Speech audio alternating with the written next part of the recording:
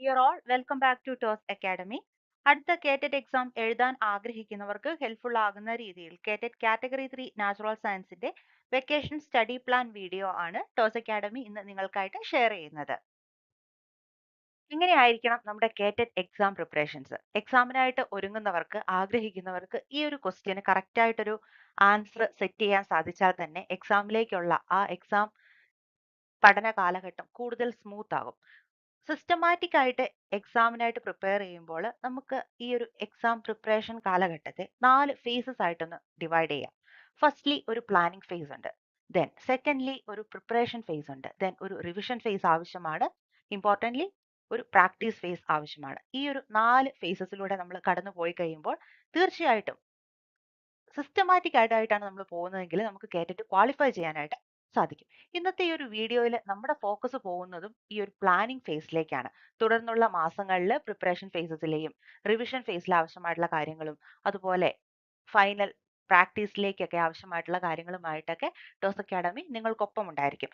ഈ ഒരു പ്ലാനിംഗ് ഫേസിൽ നമ്മൾ ഫോക്കസ് കൊടുക്കുന്നത് സിലബസ് എങ്ങനെ മനസ്സിലാക്കി, ക്വസ്റ്റ്യൻ ടൈപ്പുകൾ previous year question paper based ആയിട്ട് ക്വസ്റ്റ്യൻസിന്റെ ടൈപ്സ് ഒക്കെ മനസ്സിലാക്കി എങ്ങനെ നമ്മുടെ ഈ ഒരു വെക്കേഷൻ കാലഘട്ടം 2 മാസം നമ്മുടെ മുന്നിലുണ്ട്.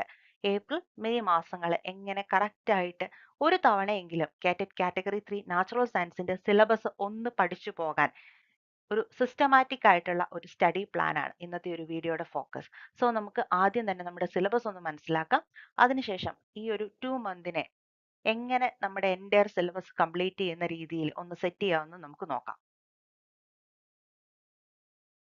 കേറ്ററ്റ് കാറ്റഗറി 3 നാച്ചുറൽ സയൻസിന്റെ സിലബസ് വളരെ വൈഡ് ആയിട്ടുള്ള സിലബസ് ആണ്. നമുക്ക് 36 ചാപ്റ്റേഴ്സ് ആണ് പഠിക്കേണ്ടതായിട്ടുള്ളത്. ഈ ഒരു 36 ചാപ്റ്റേഴ്സിൽ 10 ചാപ്റ്റേഴ്സ് പെഡഗോജിയിൽ നിന്നും 26 ചാപ്റ്റേഴ്സ് നമ്മളൊരു ക്ലാസ് 7 തൊട്ട് ഡിഗ്രി വരെയും പഠിച്ച എൻറ്റയർ ബയോളജിയിലെ പോർഷൻസ് ഉൾക്കൊള്ളിച്ചുകൊണ്ടുള്ള ഒരു സിലബസ് ആണ്. അപ്പോൾ നമ്മുടെ ഒരു മാർക്കിംഗ് സ്കീം ഒക്കെ പറയുമ്പോൾ നമുക്ക് 150ലാണ് നമ്മുടെ എക്സാം വരുന്നത്. അതിലെ 80 ക്വസ്റ്റ്യൻസ് 80 ക്വസ്റ്റ്യൻസിന് 80 മാർക്സ്. ഓക്കെ, ഈ ഒരു 80 ക്വസ്റ്റ്യൻസ് വരുന്നത് നാച്ചുറൽ സയൻസ് പാർട്ടിൽ നിന്നാണ്.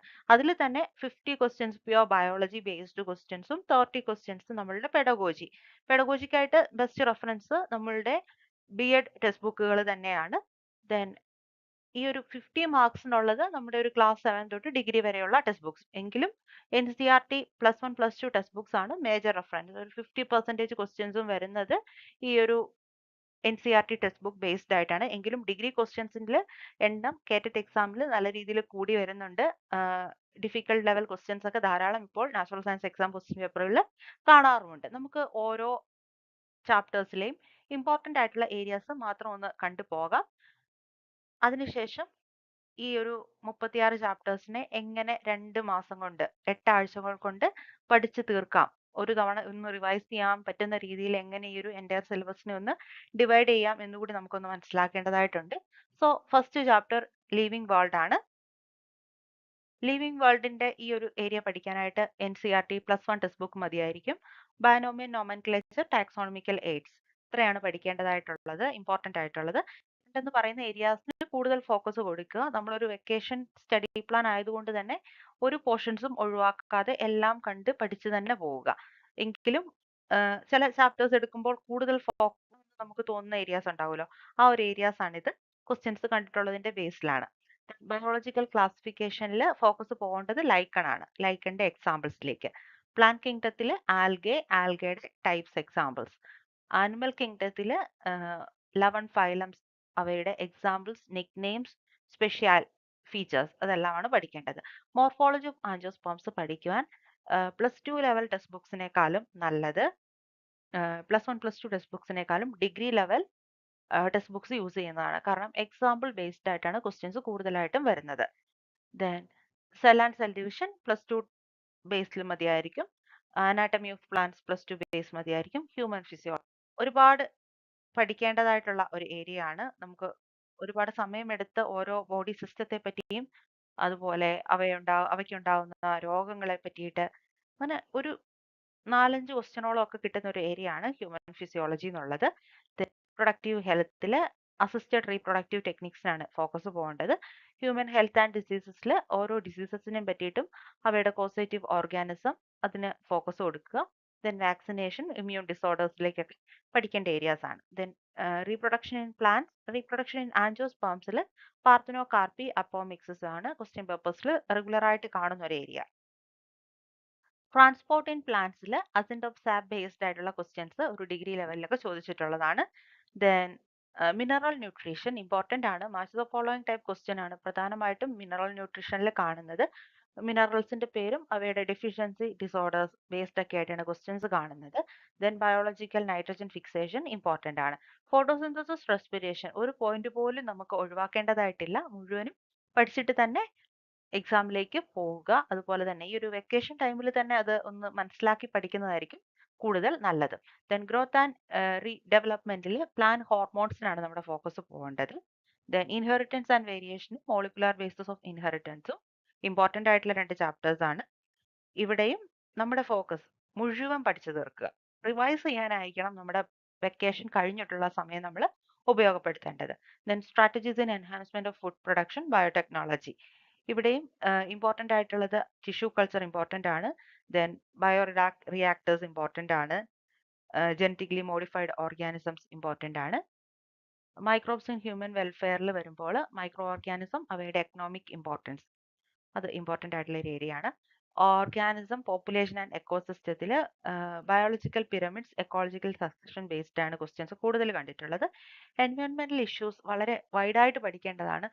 ഡിഗ്രി ലെവലോ +2 ലെവലോ ഒന്നും അല്ലാതെ കുറേയും കൂടി വൈഡായിട്ട് ഏത് രീതിയിലും ക്വസ്റ്റ്യൻസ് ചോദിക്കാവുന്ന ഒരു ജനറൽ ടോപ്പിക്കാണ്. എവല്യൂഷനിൽ വരുമ്പോൾ ജിയോളജിക്കൽ ടൈം സ്കെയിൽ, അതുപോലെ origin and evolution of man waste ഒക്കെ ആയിട്ടാണ് ക്വസ്റ്റ്യൻസ് കണ്ടിട്ടുള്ളത്. അടുത്തതാണ് ബയോഡൈവേഴ്സിറ്റി കൺസർവേഷൻ, എൻസിറ്റു എക്സിറ്റു കൺസർവേഷൻസ്. ഓരോന്നും ഇപ്പോൾ നാഷണൽ പാർക്സ് ആണെങ്കിൽ അത് എവിടെ സ്ഥിതി ചെയ്യുന്നു, ഏത് സംസ്ഥാനത്ത് സ്ഥിതി ചെയ്യുന്നു, അവിടെ ഏത് ജീവിയുടെ സംരക്ഷണത്തിനായിട്ട്, അങ്ങനത്തെ കാര്യങ്ങൾക്കൊക്കെയാണ് ഈ ഒരു ഏരിയയിൽ ഫോക്കസ് കൊടുക്കേണ്ടത്. ഇനി നമ്മൾ പെഡഗോജി പോർഷൻസിലേക്ക് വരികയാണെങ്കിൽ നമുക്ക് 10 ചാപ്റ്റേഴ്സ് ഉണ്ടല്ലോ. ഈ ഒരു 10 ചാപ്റ്റേഴ്സും ഒന്നും ഒഴിവാക്കാതെ മുഴുവനും പഠിക്കുക.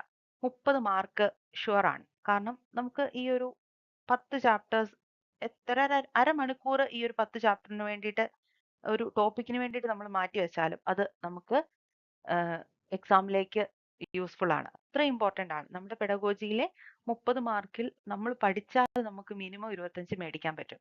അപ്പോൾ ആ 25 മാർക്ക് നമ്മുടെ 90 മാർക്സിലേക്ക് ഒരു വലിയ കോൺട്രിബ്യൂഷൻ തരും. സോ ഈ ഒരു പെഡഗോജി ഒഴിവാക്കേണ്ടതായിട്ടില്ല.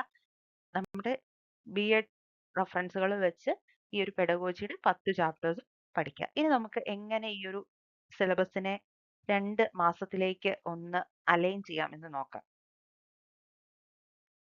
നമുക്കറിയാം നമ്മുടെ പെഡഗോജി പഠിക്കാൻ എളുപ്പവുമാണ്, മാർക്ക് ഷുവർ ആയിട്ടുള്ളതുമാണ്.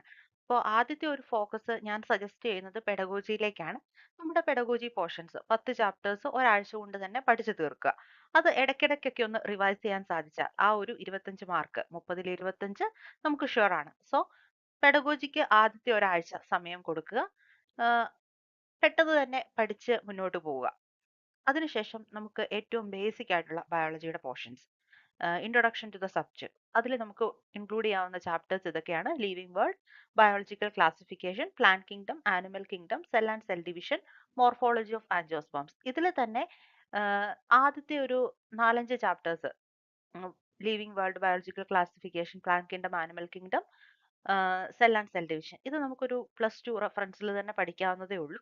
മോർഫോളജി ഓഫ് ആൻജിയോസ്പേംസിനാണ് കൂടുതൽ സമയമെടുത്ത് പഠിക്കേണ്ടത്. സോ ഈ ഒരു 6 ചാപ്റ്റേഴ്സ് പഠിക്കാനായിട്ട് 1 വീക്ക് ടൈമാണ് ഞാൻ സജസ്റ്റ് ചെയ്യുന്നത് ആയിരിക്കും. ദെൻ അതിനുശേഷം നമ്മുടെ ഫോക്കസ് പോകേണ്ടത് human physiology, reproductive health, health and disease. 3 ചാപ്റ്റേഴ്സിനായിട്ട് ഒരാഴ്ച സമയം ധാരാളമാണ് ഈ ഒരു 3 ചാപ്റ്റേഴ്സ് പഠിക്കാനായിട്ട്. ദെൻ അതിനുശേഷം anatomy of plants, reproduction in plants, reproduction in angiosperms, transport in plants, mineral nutrition, photosynthesis, respiration, growth and development. ഇത്രയും ചാപ്റ്റേഴ്സ് 8 ചാപ്റ്റേഴ്സിനായിട്ട് 2 ആഴ്ച സമയമെടുക്കുക. കാരണം ഇതിലൊന്നും നമുക്ക് ഒന്നും ഒഴിവാക്കേണ്ടതായിട്ടില്ല. അതുപോലെ തന്നെ ഒരുപാട് പഠിക്കേണ്ടത് ഫോട്ടോസിന്തസിസ്, റെസ്പിറേഷൻ ഒക്കെ കംപ്ലീറ്റ് ആയിട്ട് പഠിക്കേണ്ടതാണ്. മിനറൽ ന്യൂട്രീഷൻ, ഓരോ മിനറൽസും എടുത്തു വെച്ച് അതിന്റെ ഡെഫിഷ്യൻസി ഡിസോർഡേഴ്സ്, അങ്ങനത്തെ കാര്യങ്ങളൊക്കെ നമ്മൾ ഫോക്കസ് കൊടുത്ത് പഠിക്കേണ്ട ഒരു ഏരിയ ആണ്. സോ 8 ചാപ്റ്റേഴ്സ് 2 ആഴ്ച സമയം എടുത്ത് പഠിക്കുക. ഇങ്ങനെ നമ്മൾ ഒരു മാസം കംപ്ലീറ്റ് ചെയ്യുമ്പോൾ ഇതിന് മുമ്പ് പഠിച്ചതൊക്കെ ഇടയ്ക്കിടയ്ക്ക് എല്ലാം ഒന്ന് റിവൈസ് ചെയ്ത് പോവുക. Then അടുത്തൊരു ഏരിയ ആണ് ഇമ്പോർട്ടന്റ് ആയിട്ടുള്ള ചാപ്റ്റേഴ്സ് മാത്രം ഇൻക്ലൂഡഡ് ആണ്. Inheritance and variation, molecular basis of inheritance, strategies in enhancement of food production, biotechnology, microbes in human welfare, ecology. ഇതും ഇമ്പോർട്ടന്റ് ആയിട്ടുള്ള 6 ചാപ്റ്റേഴ്സ് ആണ്. സോ ഇതിലും ഒരു 2 ആഴ്ച ഇൻവെസ്റ്റ് ചെയ്യും. വെക്കേഷന്റെ ലാസ്റ്റ് വീക്കിൽ 2 ചാപ്റ്റേഴ്സ് മാത്രം പഠിക്കാനായിട്ടാണ് ഉദ്ദേശിക്കുന്നത്. ദെൻ ബയോഡൈവേഴ്സിറ്റി കൺസർവേഷൻ ആണ് ഫോക്കസ് കൊടുക്കേണ്ടത്. എൻവയോൺമെന്റൽ ഇഷ്യൂസ് വളരെ വൈഡ് ആയിട്ടുള്ള ക്വസ്റ്റ്യൻസ് വരുന്ന ഒരു ഏരിയ ആണ്.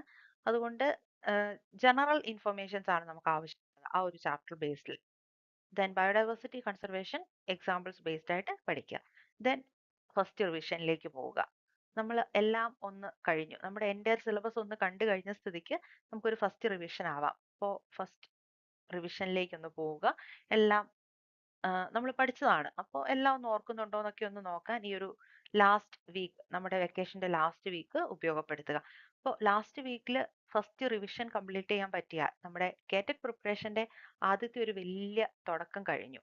ഇനി നമുക്ക് വീക്കെൻഡ്സിലൊക്കെ നമ്മൾ പഠിച്ച ഏരിയാസ് ഒക്കെ ഒന്ന് പഠിച്ചു പോവുക, അതുപോലെ ക്വസ്റ്റ്യൻസ് ഒക്കെ പ്രാക്ടീസ് ചെയ്യുക. ഇങ്ങനത്തെ കാര്യങ്ങളൊക്കെ വരും എക്സാം വരെയുള്ള ഈ വെക്കേഷന് ശേഷം നമ്മുടെ റെഗുലർ ടൈം ടേബിൾ ഓടുമ്പോൾ നമുക്ക് കൂടുതലായിട്ട് ക്വസ്റ്റ്യൻ പേപ്പറുകളിലേക്കും മോക്ക് ടെസ്റ്റ് പേപ്പറിലേക്കൊക്കെ ഫോക്കസ് ചെയ്യാനായിട്ട് സാധിക്കും.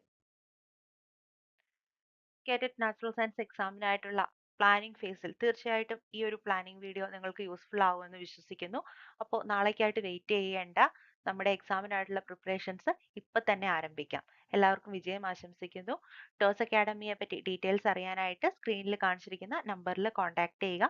ടോസ് അക്കാഡമിയിൽ KTET, CTET, SET, NET, HSA, HSST, LPUP, മറ്റ് PSC എക്സാംസിനൊക്കെ ആയിട്ടുള്ള കോച്ചിങ്സ് അവൈലബിൾ ആണ്. Thank U.